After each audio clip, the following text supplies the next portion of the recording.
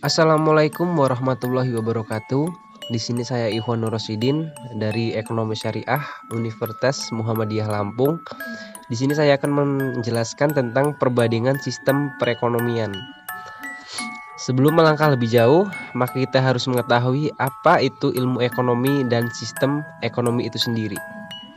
Ilmu ekonomi adalah aktivitas manusia yang berhubungan dengan produksi, konsumsi, dan distribusi. Sedangkan sistem ekonomi adalah cara yang dipilih suatu negara untuk menghadapi masalah ekonomi. Sistem ekonomi secara umum terdiri atas yang pertama yaitu sistem ekonomi kapitalis, yaitu sistem ekonomi di mana pengaturan ekonomi dikuasai oleh pasar tanpa adanya intervensi dari pemerintah. Dalam suatu negara yang menganut kapitalis, ditandai dengan adanya perusahaan-perusahaan yang dijalankan oleh orang-orang yang memiliki modal. Jadi, dalam pengaturan harga sangat sulit untuk dikendalikan.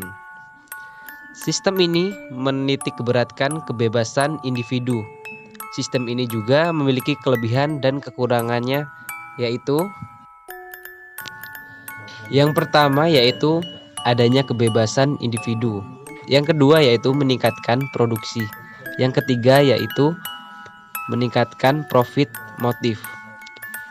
Sedangkan kelemahannya yaitu yang pertama tidak merata, yang kedua tidak selaras, yang ketiga yaitu maksimasi profit, yang keempat yaitu krisis moral, yang kelima yaitu materialistis, yang keenam yaitu menyampingkan kesejahteraan.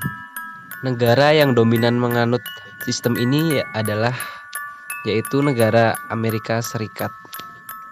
Yang kedua yaitu sistem ekonomi sosialis, yakni sistem ekonomi di mana pengaturan ekonomi atau kebijakan ekonomi dominan yang dilakukan oleh pemerintah.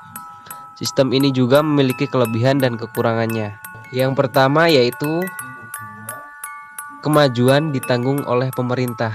Yang kedua yaitu pemerintah dapat menentukan jenis-jenis produksi. Yang ketiga yaitu pemerintah mengatur dan mengawasi jalannya kegiatan ekonomi. Kemudian kelemahannya yaitu yang pertama, menghambat kreativitas individu dalam melakukan kegiatan produksi. Yang kedua yaitu sulitnya menggunakan dan menguasai alat dan sumber daya ekonomi. Adapun negara yang menganut sistem ini adalah negara Cina. Yang ketiga yaitu sistem ekonomi campuran, yakni perekonomian yang dijalankan oleh campuran dari sistem kapitalis dan sosialis. Artinya, sistem perekonomian ini dapat intervensi dari pemerintah dan individu itu sendiri. Sistem ini banyak digunakan oleh negara-negara berkembang, salah satunya yaitu negara Indonesia. Dalam suatu negara, tidak ada yang menganut hanya satu sistem ekonomi. Artinya, mereka menggunakan beberapa sistem ekonomi. Namun, dalam hal ini, ada yang dikatakan lebih dominan ke arah sistem ekonomi tertentu. Baik, mungkin itu saja yang dapat saya sampaikan. Kurang lebihnya saya mohon maaf. Semoga bermanfaat. Saya akhiri. Wassalamualaikum warahmatullahi wabarakatuh.